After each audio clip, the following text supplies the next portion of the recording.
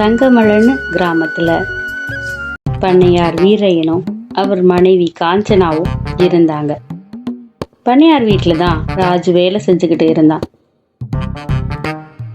ராஜு ஒரு நாயும் வளர்த்துக்கிட்டு இருந்தான். அந்த நாய் அவன் கூடவே தான் இருக்கும். ராஜு விட்டுட்டு அந்த நாய் பிரிஞ்சே இருக்காது. ராஜு சின்ன வயசுல இருந்தே வீரையன் வீட்டில் தான் வேலை செஞ்சுட்டு இருக்காரு. ஒரு நாள் ராஜு வந்து வீரையன்கிட்ட, ஐயா, இவங்க தான் இன்னைக்கு நம்ம வயலில் வேலை செஞ்சாங்க. ஐயா, இவங்க எல்லாருக்கும் சம்பளம் கொடுக்கணும். எவ்வளோ ராஜு கேட்குறாங்க? 3 பேரும் 1000 ரூபா கேட்குறாங்க. காலையிலேருந்து சாயந்தரம் வரைக்கும் தான் வேலை செஞ்சுருக்காங்க. அதுக்கு வந்து 1000 ரூபா கேட்குறாங்களா? ஏ ராஜு, இந்த வேலையெல்லாம் நீயே செய்ய மாட்டியா? ஐயா, எப்படியா 3 பேர் செய்கிற வேலையை நான் ஒருத்த மட்டும் செய்ய முடியும்? அப்போ காஞ்சனா அந்த பக்கமாக வராங்க. செஞ்சு காட்டணும் ராஜு, இத்தனை வருஷமா இந்த வீட்லையும் வயல்லையும் வேலை செஞ்சிட்டு இருக்க, இதை கூட பண்ண முடியலன்னா எப்படி? சரியா, இப்போ இவங்களுக்கு எல்லாத்துக்கும் சம்பளத்தை கொடுங்க, அப்புறம் நம்ம பேசிக்கலாம். என்ன நம்பி தான் இவங்க எல்லாம் வந்தாங்க. சரி, இந்தாங்க அப்படின்னு சொல்லிட்டு வீரையன் பணத்தை கொடுக்கிறார். வீரையனும் காஞ்சனாவும் இதே மாதிரி தான் எப்பவுமே பேசுவாங்க. ஆனால் ராஜு எப்பவுமே கண்டுக்க மாட்டான். இப்படி இருக்கும்போது ஒரு நாள் பண்ணையாருக்கு ரொம்ப பழக்கமான ஒரு முனிவர் பண்ணையார் வீட்டுக்கு வரார்.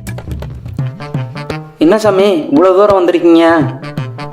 ஒன்றும் இல்லை வீரா, இந்த பக்கம் வேற வேலையாக வந்தேன். அப்படியே நீ எப்படி இருக்கேன்னு கேட்கலான்னு வந்தேன். என்ன சாமி சொல்கிறது, எனக்கு ஒரே பிரச்சனையாக இருக்குது. என்ன பிரச்சனை வீரா? இப்பெல்லாம் செலவு அதிகமாக வருது. வேலைக்காரனுங்களுக்கு சம்பளம் கொடுக்க முடியல. இந்த ராஜுவும் முத மாதிரி வேலை செய்ய மாட்டேங்கிறான். என் கையை பாருங்க, சம்பளம் கொடுத்து கொடுத்து என் கையே தேஞ்சு போச்சு. முனிவர் சிரிக்கிறார். காஞ்சனா வந்து, எங்களுக்கு செலவு எதுவுமே ஆகக்கூடாது, இந்த ராஜு ஒருத்தனே போதும், அவனை மட்டும் வச்சு எங்களுக்கு வீட்டில் இருக்க எல்லா வேலையும் செய்யணும். அதுக்கு ஏதாவது வழி இருந்தா சொல்லுங்க சாமி. சரி விடுங்க, நான் இதுக்கு ஒரு வழி சொல்கிறேன். முனிவர் கண்ணை மூடிக்கிட்டு யோசிக்கிறாரு. முனிவர் அவரோட கையை நீட்டுறாரு. அப்ப அவர் கைக்கு ஒரு இலையை வர வைக்கிறாரு. இந்தாங்க, இதை வச்சுக்கோங்க. இதுல இருந்து தினமும் ஒவ்வொரு இலையை பறித்து ராஜுவுக்கு கொடுங்க. 10 பேர் செய்கிற வேலையை கூட அவன் ஒருத்தனே செஞ்சிருவான் அப்படின்னு முனிவர் சொல்றார். வீரையனும் காஞ்சனாவும் அந்த இலையை வாங்கிக்கிட்டு ரொம்ப சந்தோஷப்படுறாங்க. அடுத்த நாள் ராஜு வேலைக்கு வரான். கூடவே பண்ணையார் தோட்டத்துக்கு வேலை செய்யறதுக்காக ஆட்களையும் கூட்டிட்டு வரான். ராஜு, இவங்க யாருமே இன்னைக்கு வேலைக்கு வேண்டாம், இவங்க எல்லாத்தையும் அனுப்பிடு. என்னையா சொல்கிறீங்க? அனுப்பு, அதுக்கப்புறம் எதாக இருந்தாலும் பேசிக்கலாம். தோட்டத்துக்கு வேலை செய்ய வந்தவங்க எல்லாரும் அங்கேருந்து போயிடுறாங்க. ராஜு, இந்த இலையை நீ சாப்பிடு. எதுக்குயா? சாப்பிடு சொல்கிறேன். ராஜு அந்த இலையை வாங்கி சாப்பிட்றான். தோட்டத்தில் இருக்கக்கூடிய மாங்காய் எல்லாத்தையும் அவன் ஒரே ஆளாவே பறித்து முடிச்சிட்றான். வேலையை முடிச்சுக்கிட்டு ராஜு வரான்.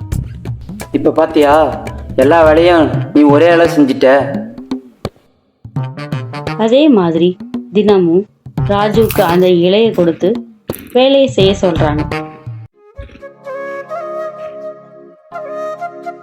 ராஜு வந்து ஒரு நாள், ஐயா, இனிமே உன்கிட்ட என்னால் வேலை செய்ய முடியாது. தினமும் இது மாதிரி வேலையை செஞ்சுட்டு என்னால் போய் நிம்மதியாக தூங்கவே முடியல. நான் போகிறேன். என்ன ராஜு, நன்றி மறந்துட்டியா? சின்ன வயசுலேருந்து எங்கள் வீட்டு சாப்பாடை தான் சாப்பிட்டேன், அதை மறந்துடாத. ஐயா, அதெல்லாம் நான் எதுவும் மறக்கலையா. ஆனால் இப்போ கொஞ்ச நாளாக ஒரு இலையை கொடுத்து சாப்பிட சொல்கிறீங்கல்ல, அதை சாப்பிட்டு வேலை செஞ்சுட்டு வீட்டுக்கு போனால் படுத்தா தூக்கம் வர மாட்டேங்குதுயா. உடம்புலாம் ஒரே வலியாக இருக்கு. நான் வேற ஏதோ தொழில் பார்த்துக்கிறேன், என்னை மன்னிச்சிடுங்கய்யா. நான் போகிறேன் அப்படின்னு சொல்லிட்டு ராஜு அங்கிருந்து வந்துடுறான்.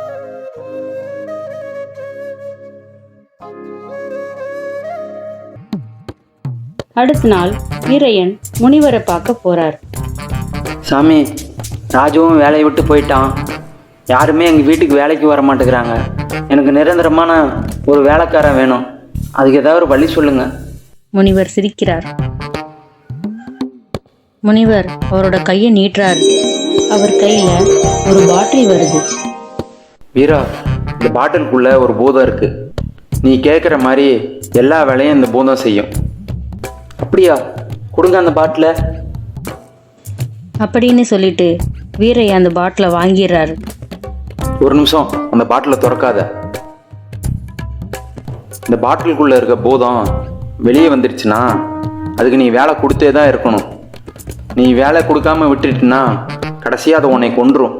அது எப்பயுமே ஞாபகத்தில் வச்சுக்கோ. இவ்வளோதானா விஷயம் சாமி, நான் கொடுத்துக்கிறேன் வேலையை. அப்படின்னு சொல்லிட்டு வீரையன் அந்த பாட்டிலை ஓபன் பண்றாரு. பாட்டிலுக்குள்ள இருந்த பூதம் வெளியே வந்துடுது.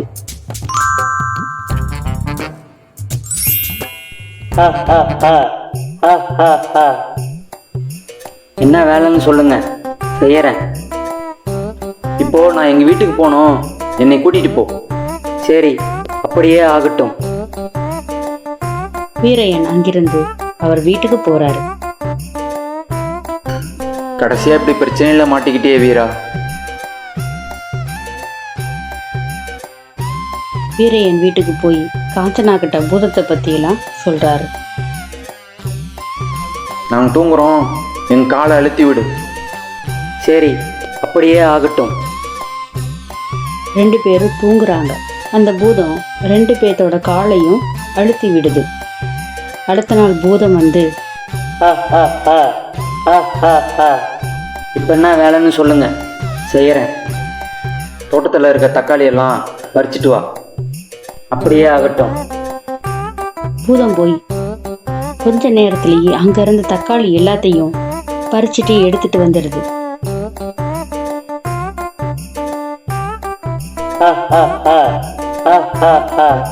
அடுத்து என்ன வேலைன்னு சொல்லுங்க. காஞ்சனா வந்து, சமையல் கட்டில் இருக்க பாத்திரத்தை எல்லாத்தையும் கழுவுங்க, போ கழுவி போய் வை. அப்படியே ஆகட்டும். பூதம் போன கொஞ்ச நேரத்திலேயே அந்த வேலையெல்லாம் முடிச்சிருது.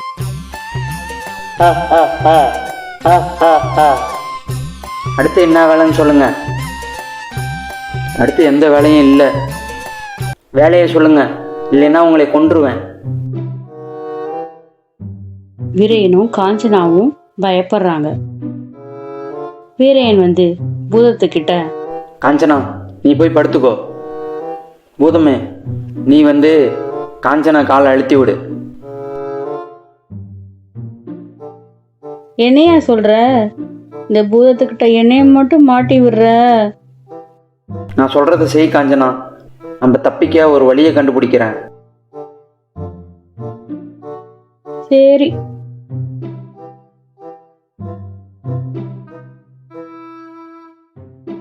வீரையன் நேரா முனிவரை பார்க்க போறார்.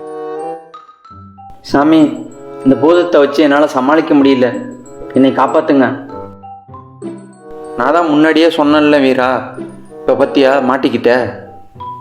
சாமி, ஏதோ தெரியாம பணம் செலவாகுதுன்னு இப்படி பண்ணிட்டேன். இதுலேருந்து காப்பாற்ற ஒரு வழி சொல்லுங்க. காஞ்சனா வேற பூதத்துக்கிட்ட மாட்டிக்கிட்டா.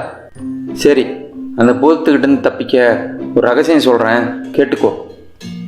அந்த பூதத்துக்கு அதனால் செய்யவே முடியாத ஒரு வேலையை கொடுத்தீன்னா அந்த பூதம் அங்கேருந்து மறைஞ்சிரும். அப்படி ஒரு வேலையை நீ கொடு. சாமி, அப்படி என்ன வேலை கொடுக்கறதுன்னு எனக்கு தெரியலையே.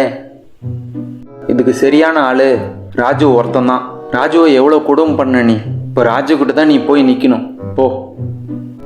ஆமாம் சாமி, இந்த பிரச்சனையிலேருந்து ராஜு தான் என்னை காப்பாற்றுவான். நான் போய் இப்போயே ராஜுவை பார்க்குறேன். வீரையன் ராஜு வீட்டுக்கு வராரு. வீரையனை பார்த்த உடனே ராஜுவோட நாய் குலைக்குது.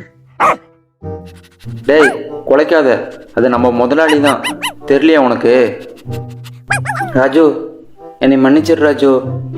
அப்படின்னு சொல்லிட்டு நடந்ததை எல்லாத்தையும் ராஜு கிட்ட சொல்றாரு.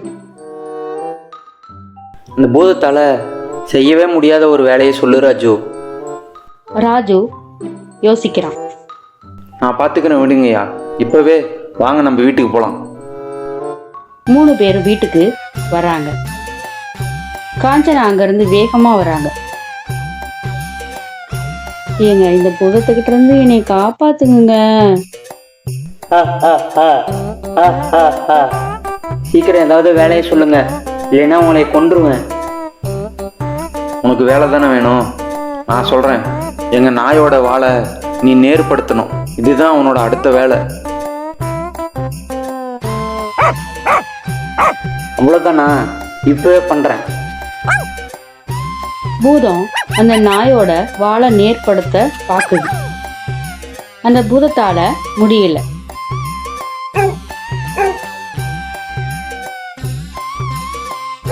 அடுத்த நாள் வரைக்கும் அந்த நாயோட வாழை நேர்படுத்திக்கிட்டே இருக்கு. பூதத்தால முடியவே இல்லை. என்னால் முடியாத வேலையை கொடுத்துட்டீங்க, நான் இப்போவே இங்கேருந்து போகிறேன் அப்படின்னு சொல்லிட்டு பூதம் அங்கிருந்து மறைஞ்சிடுச்சு. அதுக்கப்புறமா வீரையனும் காஞ்சனாவும் அவங்க 2 பேர்த்து குணத்தையும் மாத்திக்கிறாங்க. ராஜுவும் சந்தோஷப்படுறான்.